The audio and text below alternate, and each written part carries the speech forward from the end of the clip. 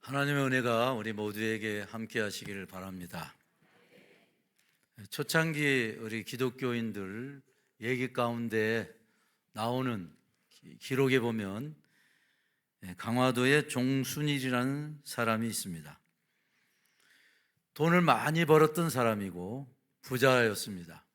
그런데 예배 시간에 하나님 말씀을 들을 때에 마태복음 18장이 자기 가슴에 와 닿았습니다. 마태복음 18장에 보게 되면 무자비한 종의 얘기가 나와 있습니다. 자기는 이 말씀을 들을 때 자기가 1만 달란트 탕감받은 사람으로 깨달아졌습니다. 아무리 생각해봐도 자기는 예수 그리스도의 보혈로 인해서 이런 은혜를 받았다는 그 생각이 1만 달란트 탕감받은 자처럼 여겨졌다는 것입니다. 그래서 사람들을 자기가 돈 빌려준 사람들이 있는데 돈을 많이 벌어서 돈놀이하고 그 다음에 이제 그런 일들을 많이 했습니다만 그 은혜를 받고 난 뒤에 사람들을 불러 모았습니다. 돈 빌려간 사람들은 불안했습니다. 이게 돈 갚으라고 하는 거 아닌가. 그런데 그날 모든 사람들을 모아놓고 이 종순이라는 사람이 이렇게 말했습니다. 나는 하나님께서 마태복음 18장을 통하여 나에게 주시는 말씀을 듣고 오늘부로 모든 빚을 탕감해 드리겠습니다. 그리고 빚 문서를 다 태웠다. 그렇게 기록이 나와 있습니다. 그 사람 덕분에, 그 사람 때문에 강화도에 예수 믿는 사람들이 엄청나게 많아졌다는 것입니다. 예수를 믿는다는 것은 무엇을 말하는 것인가? 여러분들은 예수 믿는다는 게 무엇인지 한 번쯤은 생각을 해보셨을 겁니다. 예수를 믿는다는 것은 변화를 말하는 것입니다. 생각이 바뀌고 말이 바뀌고 삶이 바뀌는 것을 우리는 예수 믿는다고 말할 때 자신 있게 또는 우리가 고백할 수 있는 말입니다. 여러분들은 예수 믿고 뭐가 달라졌습니까? 그래서 이 말씀을 연구하면서 또 생각하면서 그런 생각이 들었습니다. 그 전에 우리나라의 그 왕손이 이제 마부에게 이제 한 얘기인데 그들이 이제 대화 가운데 이런 얘기가 있습니다. 마부가 왕손에게 주인님, 왕손님 예수 믿으시죠? 그러니까 왕손이 말하기를 야 이놈아, 네가 예수를 믿으면 양반이 되냐? 부자가 되냐? 뭐가 되냐? 그렇게 뭐라고 할 때 제가 더 마부 노릇을 잘해야 되죠. 그렇게 말했다는 게 늘 마음에 와닿아요.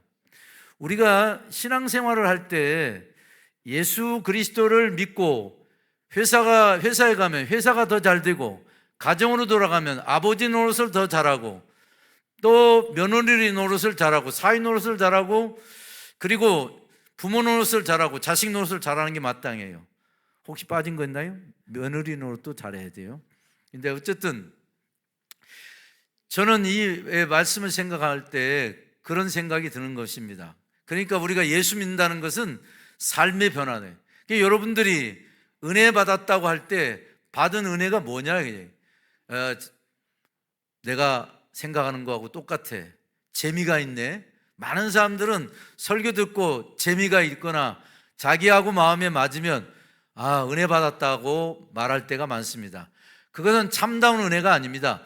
변화가 가장 참다운 은혜고 변화로 인해서 내 삶이 바뀔 때만 진정한 은혜를 말할 수 있는 줄로 믿습니다. 오늘 말씀은 다윗의 고백입니다. 다윗은 힘들게 살았습니다. 여러분 아시는 대로 다윗은 사울왕에게 쫓겨다니는 세월 10년 세월을 쫓겨다녔습니다. 그는 블레셋에 가서 미친 채 하기도 했습니다. 그리고 많은 전쟁을 치렀습니다. 아들들의 싸움을 봐야 되었습니다. 그리고 아버지 이 다윗이 아들들에게 쫓겨서 궁에서 나와가지고 떠돌이 생활하던 그런 시절도 있습니다. 그러나 이 다윗이 고백하는 말씀입니다. 오늘 먼저 어떤 고백이냐? 먼저 하나님의 말씀은 소성케 한다, 이런 고백을 했습니다. 7절 말씀입니다. 다 같이 시편 19편 7절입니다. 다 같이 함께 읽겠습니다. 다 같이요. 여호와의 율법은 완전하여 영혼을 소성시키며 여호와의 증거는 확실하여 우둔한 자를 지혜롭게 하며. 여기 영혼을 소성시키며, 한번 따라서요. 영혼을 소성시키며. 하나님 율법, 여호와의 율법은 완전하여 영혼을 소성시킨다고 그랬어요. 이 말씀은 말씀이 하나님 말씀을 의미하는 거예요. 하나님의 말씀은 완전하여, 완전한 말씀. 하나님의 말씀은 흠이 없습니다. 하나님 말씀은 온전하고 우리를 온전하게 만들고 우리의 삶을 온전하게 바꿔줄 수 있습니다. 영혼을 소성시킨다고 되어 있습니다. 여호와의 말씀은 완전하여 거룩한 말씀이고 능력의 말씀인 줄로 믿습니다. 그러나 그에 비해서 여러분과 저의 말은 신빙성이 없어요. 제가 교회에 있으면 도장 찍어줄 일, 도장 받을 일이 너무 많아요. 이 노예도 목사와 장로 모임이지만 만날 하는 일이 도장 찍는 일이에요. 사인도 어떤 때는 안 된대. 왜 교회에서 일하는데 사인을 받아요? 도장 찍, 믿지 못하기 때문이에요. 말이 안 통해요. 여러분이 살면서 말로 되는 게 있습니까? 말이라고 하는 건 내 말이든 너의 말이든 누구 말이든 그것은 언젠가 고난이 온다든지 자기 인생에 뭔가 손해보는 일이 생기면 다 허사예요. 다 깨지는 얘기입니다. 제가 건축을 하는데 그 건축하시는 분이요, 교회 다닌다고 해서 정말 이제 돈도 빨리빨리 드리고 했는데 교회 건축을 못할 뻔했어요. 건축하다 도망 다니는 거예요. 피해 다니는 거예요. 하나님의 은혜로 건축을 했지만 그 말이 쉬운 말이 아니에요. 그래서 제가 영화 가운데, 그때는 이 영화 제목이에요. 그 지금은 맞고 그때는 틀리다. 이 말 자체가 주는 뉘앙스가 있죠. 이게 뭐냐? 여기 내용은 뭐 다 말할 수 없고는 간단해요. 어떤 여자가 그림을 잘 그려서 전시하는 데 가가지고 그 그림에 대해서 얘기를 하는데, 그 여자 앞에서 얘기하는 거예요. 이 사람이 멋있다고, 훌륭한 그림이라고. 근데 딴 사람한테 가가지고는 딴소리 하는 거예요. 그러니까 그 말이라고 하는 게, 감독이 뭘 얘기하느냐, 그때는 맞고 지금은 틀리다는 건 믿을 수 없다는 거예요. 상황이 변했다는 것입니다. 오늘 여러분, 중요한 건 사람의 말이라고 하는 건 그때 다른 것이라 믿기가 어렵습니다. 힘든 것입니다. 믿을 수 없는 게 인간의 말이에요. 아시죠 여러분? 대도 조세영이라는 사람 간증하고 다녔어요. 간증하고 다녔습니다. 그러나 그의 삶을 보면 간증하고 난 뒤에도 또 도둑질을 했습니다. 일본에 가서 도둑질하고 여기저기 다니면서 도둑질했어요. 제가 아는 목사님이 간증시켰다고 해서 미쳤냐고 제가 얘기한 적도 있습니다만, 그게 인간이에요. 쉽게 변하지 않더라 이 말이에요. 말조차도. 또 말한 걸 지키지도 못하는 거예요. 그러나 하나님 말씀은 완전한 말씀입니다. 믿으시기를 바랍니다. 그래서 사람의 영혼을 소성시키는 것입니다. 소성이란 말, 메시바트라는 것, 부흥, 회복, 이런 뜻입니다. 그러니까 하나님의 말씀이 여러분의 마음 속에, 여러분의 영혼 속에 오게 되면, 여러분의 마음이 받으면 여러분은 살아나게 되고 소성하게 되고 부흥하게 되고, 또한 여러분 지친 영혼이 살아나고 죽어가던 영혼이 살아나고 죽어가던 교회가 살아나고 여러분의 가정이 살게 될 줄로 믿습니다. 그러니까 이 말씀을 들으면요, 오늘도 여기 오셨지만 말씀을 들을 때 그 예배가 중요한 거예요. 예배 그냥 와서 졸고 갈 일이 아니에요. 말씀 듣고 살고 가야죠. 말씀 듣고 힘을 내야죠. 그래서 말씀 들으면 말씀 때문에 용기를 얻는 거예요. 죽으려다가 말씀 듣고 용기를 얻고, 그만두려다가 말씀 듣고 용기를 얻는 거예요. 이 예배가 얼마나 중요하냐. 말씀을 듣기 위해서 여러분들은 이 자리에 계신 줄로 믿습니다. 그래서 말씀을 들을 때 죄에서 타락했던 사람도 하나님께로 돌아오는 것입니다. 이 시간 여러분들의 마음속에 말씀이 힘이 되시고 소성케 하는 역사를 이룰 수 있기를 바랍니다. 혹시라도 낙심했거나 혹시라도 오기 전에 슬픈 마음이 있었다면 오늘 이 말씀이 여러분에게 힘이 될 수 있기를 바랍니다. 시편 119편 92절 주의 법이 나의 즐거움이 되지 아니하였으면 내가 고난 중에 멸망하였으리라. 시편 119편 50절 이 말씀이 고난 중의 위로라. 주의 말씀이 나를 살리셨기 때문이니다. 요한복음 6장 63절 내가 너희에게 이른 말들은 영이요 생명이라. 우리 하나님의 말씀은 우리를 살리시는 놀라운 말씀인 줄로 믿습니다. 두 번째, 하나님의 말씀은 우리를 지혜롭게 하는 말씀입니다. 오늘 여러분들은 말씀을 통해서 지혜로운 삶을 사시기를 바랍니다. 이런 얘기 있습니다. 누가 바보인가라는 글을 읽어봤어요. 4 곱하기 7은 27이죠. 4 곱하기 7은 27이라고 말하는 사람이 있고 4 곱하기 7을 28이다. 28이라고 하는 사람이 27이라고 하는 사람한테 말도 안 되는 소리를 하고 있다고. 어째 27인가 28이지. 그러면서 계속 싸우는 거예요. 그 얘기 가운데는 그래서 그러면 우리 그 얘기책에 제가 지어낸 얘기가 아니고 그러면 원님한테 가서 물어보자. 가서 물었어요. 원님 이 4 곱하기 7은 얼마입니까? 하고 이제 얘기를 하는데 이 사람이 자꾸 27이라고 그럽니다. 이 사람은 이거 혼나야 됩니다 했는데 거꾸로 28이라고 한 사람이 곤장을 맞고 그렇게 이 원님한테 혼이 납니다. 그러니까 이제 억울하니까 원님한테 얘기를 했어요. 아니 28 아닙니까? 28이 맞지. 그런데 왜 저를 때리십니까? 이 사람아 지금 28을 27이라고 우기는 저 사람 바보하고 싸우는 너가 더 바보야. 그렇게 말을 했다는 거예요. 여러분 말도 안 통하는 사람하고 싸우지 마세요. 그거 어리석은 것입니다. 말도 안 되는 사건이나 말도 안 되는 그런 논리 가지고 있는 사람하고 다투는 것은 지혜롭지 못합니다. 그런데 많은 사람들이 자기 의견을 이겨보려고 넣어보려고 안 돼요. 힘든 거예요. 사람에게 자기를 가르치려고 하는 건 어려운 문제입니다. 오늘 말씀 7절 다시 보세요. 7절 말씀입니다. 다 같이 한 번 더 보겠습니다. 시작.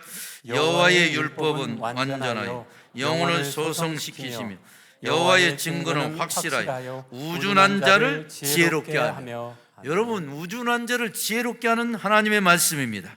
오늘 여러분 우리 모두는 하나님 앞에 서면 우둔할 수밖에 없어요.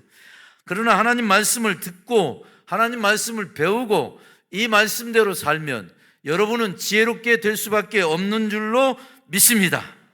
그런데 여러분 우리 믿는 사람이 지혜로운 사람이 되어야 되는데 많은 사람들이 지혜롭지 못하게 말씀대로 살지 못하는 사람이 있어요.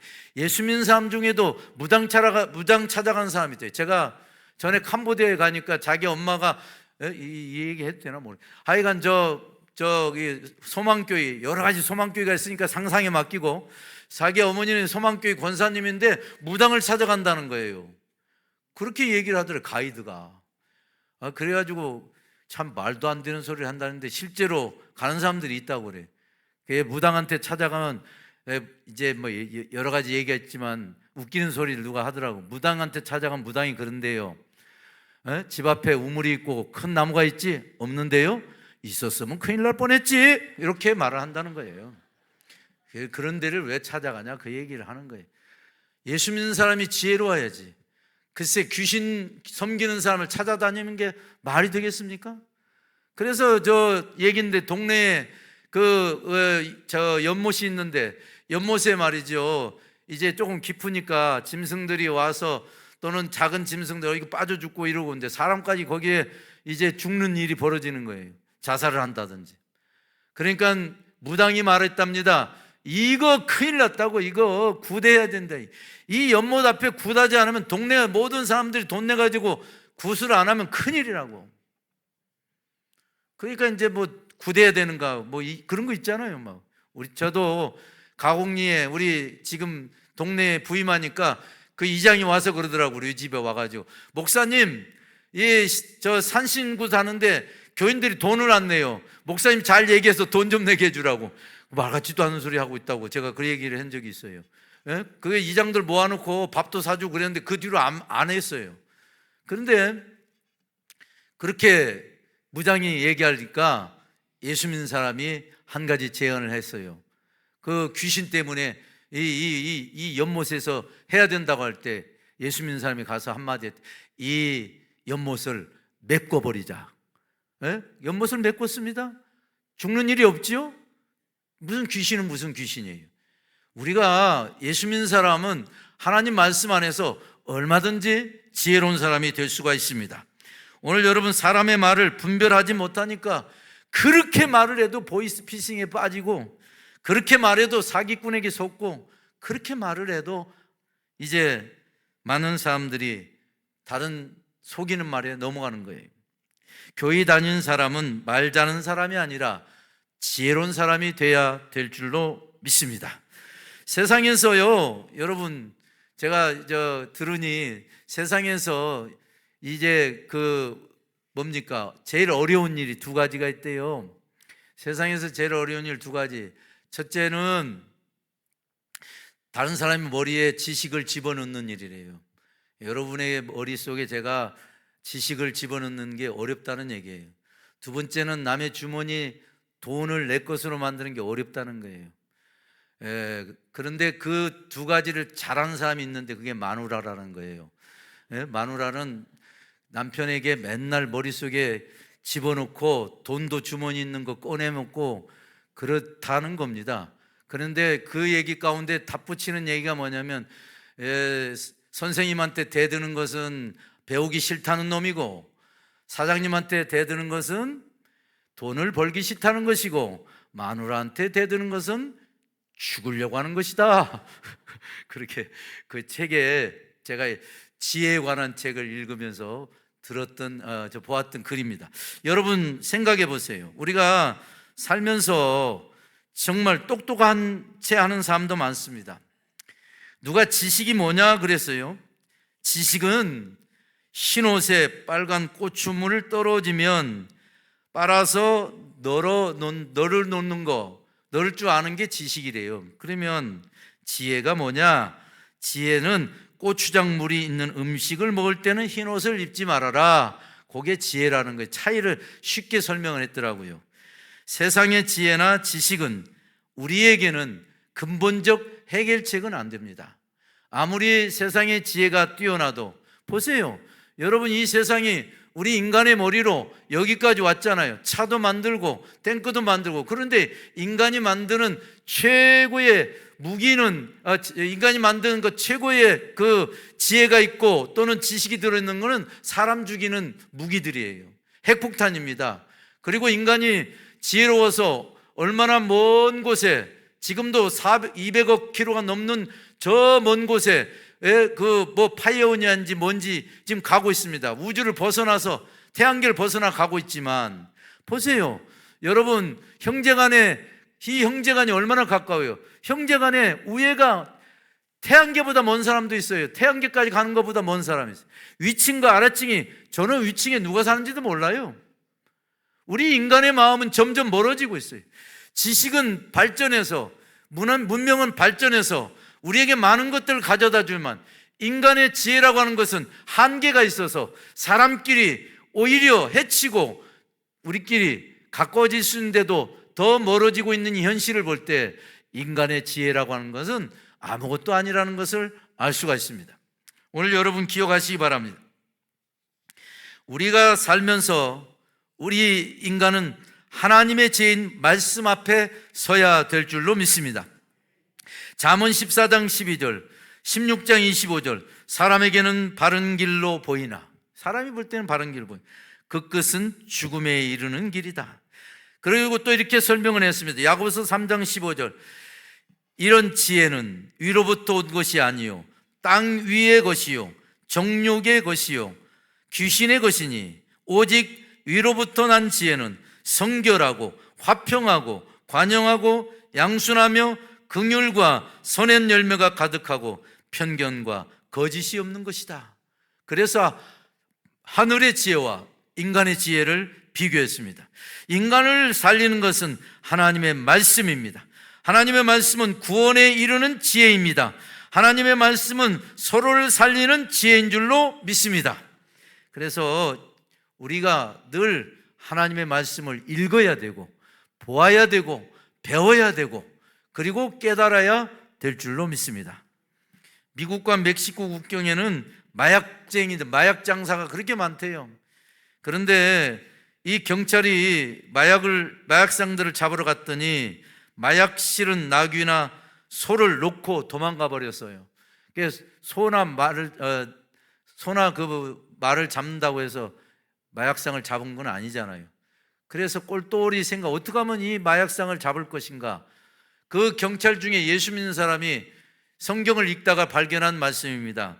뭐라고 했냐면 이사야 1장 3절에 뭐냐? 소는 그 임자를 알고 나귀는 주인의 구유를 알건만은, 이 말씀이 딱 왔어요. 사실은 그러라고 쓴 건 아닌데, 그런데 이 사람은 이걸 말씀을 통해서 나귀와 즉 소, 나귀 이런 짐승들을 굶겨버린 거죠. 며칠간 굶겨놓고서 그리고 풀어줬더니 이 나귀, 소가 어디로 가겠어요? 마약쟁이 집으로 찾아가서 일망타진했다는 거예요. 아무것도 아닌 것 같지만, 제가 우스갯소리 같은 얘기지만 이 말씀조차도, 그 말씀조차도 그렇게 귀한 말씀으로 사용됐다는 것이. 오늘 여러분, 우리 인간의 지혜는 예수님을 알 수도 없습니다. 여러분 성경에 나오면 방송을 보면 박사들 또는 요즘에 이 방송이 얼마나 많습니까? 이 방송에 보면 전부 하나님 말씀하고는 배치되는 얘기, 무당은 그렇게 많이 나오고, 그리고 이상한 우리 영적인 생활을 회방 놓는 일이 너무 많아요. 사람의 지혜, 아무리 박사가 말을 해도 박사는 인간입니다. 여러분, 누군가가, 어떤 사람이 노벨상을 받았던 어떤 말을 해도 그것은 한계가 있는 것이에요. 여러분들은 그들의 말을 듣지 마시고 하나님의 말씀에 충만하시기를 바랍니다. 오늘 분명한 것은 우리가 인간의 지혜는, 그런 지혜로는 하나님을 알 수 없어요. 그런 지혜는 믿을 수 없어요. 그런 지혜로는 우리가 누군지도 몰라요. 그런 지혜로는 우리 삶을 바꿀 수도 없어요. 그래서 사람들은 혹하는 거예요. 박사가 말했네. 박사가 뭘 알아요? 박사는 자기를 압니까? 박사가 모든 걸 안다고 생각, 오산이에요. 자기 분야 그 한 것만 아는 거죠. 오늘 여러분, 우리 인간의 지혜는 불신입니다. 안 믿는 거예요. 하나님을 인정하지 않습니다. 그래서 하나님은 우리에게 하나님의 지혜인 말씀을 주셨고, 그리고 그 말씀을 통해서 지혜의 근본이신 예수님을 알게 하시는 줄로 믿습니다. 말씀이 뭡니까? 말씀이 육신이 됐다고 했으니 말씀이 하나님이고 말씀이 예수 그리스도인들로 믿으시기를 바랍니다. 마지막으로 하나님 말씀은 우리를 기쁘시게 하는 말씀이에요. 세상의 말 한마디가 얼마나 좋습니까? 여러분, 저 아들은요, 제가 요거는 얘기해도 되는, 우리 아들이 40살인데요 매일 하루도 빠지지 않고 퇴근하면서 저한테 전화를 해요. 아버지, 퇴근합니다. 꼭 하루도 빠지지 않아요. 안 믿기죠? 그래서 제가 우리 교인들, 아이들한테, 야, 물어보면 전화를 안 하더라고요. 전화 가지고서 별짓 다 하고, 자기 친구들한테는 전화하는데 엄마, 아버지한테는 전화를 1분도 못 해. 저 아들은요, 매일 전화합니다. 하여간 빠지는 법이 없어요. 그 다음에 그 아이가 전화를 끊으면서 하는 소리예요. 아빠, 사랑해. 요 한마디가 얼마나 기분이 좋은지 몰라요. 여러분도 한번 들었으면 좋겠어요. 그런데 말 한마디, 여러분, 이 말 한마디라는 거예요. 제가 설교하고 왔을 때 내려가면 어쨌든 간에 잘했든 못하면 제가 뭔지 알아요. 우리 집사람이 제일 무서워요. 그 뒤에 앉아가지고 들으면 뭐라고 얘기하면 알았어 알았다고 무슨 말인지 알았는데 이렇게 얘기하는데요. 그런데 그래도 못했어도 그나마 못했어도 목사님 은혜 받았어요 하면 기분이 막 좋다고. 그런 분도 있는가 하면 오늘 죽 썼죠 이러면 그냥 볼장 다 보는 거예요. 그런 사람도 있어요. 말 한마디 잘 들어보세요. 김애란이라는 시인이 쓴 가장 힘센 말이란 시에 이게 이제 운유법이 들어가 있으니까 들어보세요. 사막 한가운데로 걸어가다가 더 이상 한 발자국도 내디기가 힘들 때 지친 나를 태우고 터벅터벅 낙타처럼 끈기 있게 걸어가는 말. 끈기 있게 걸어가는 말에 의미가 있어요. 외롭고 추운 눈밭에서도 나를 떨어뜨리지 않고 소처럼 걸어가는 말. 내게 그런 말이 있는데요, 나는 가끔씩 그 말에 올라타요. 학교를 그만둔 날 엄마가 내게 해준 괜찮다는 말. 어떤 애가 이제 학교를 그만뒀어. 사정이 있었어요. 그런데 얼마나 괴롭겠어요. 엄마도 더 괴롭겠죠. 딸이 학교를 그만뒀으니 무슨 사정인지. 그런데 나무래야 정상이라고 생각한 거지. 그런데 그 학교를 그만둔 그 딸에게 엄마가 뭐라고 했냐면 괜찮아 라고 말했다는 거예요. 괜찮다는 말 참 중요하죠. 어떤 아들은요 아버지한테 너무 잘못해가지고 아버지한테 얻어맞았대요. 얻어맞아 막 매로 맞았어요. 그런데 그 뒤부터 바뀌었어요. 바뀌었대. 그래서 엄마가 물었어요. 아팠냐? 아파서 바뀌었냐? 그러니까 그게 아니라 아들이 이렇게 말했어요. 나를 때리고 나가서 통곡하시는 아버지의 눈물을, 내 그 눈물을 말로 받았다는 거예요. 그래서 변하지 않으면 안 되는 거예요. 한마디의 말이 그렇게 중요한 거예요.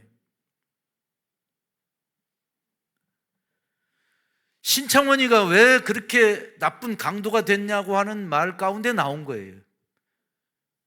선생님인가 누군가 그랬대요. 등록금을 안 냈는데 야 이 쓸모없는 놈아. 그때 옛날에는 칠판에다가 등록금 안 가져온 사람 저도 한번 적힌 적이 있어요. 그런 말들이 얼마나 무서운 말이고 사람을 죽게 하는 말이에요.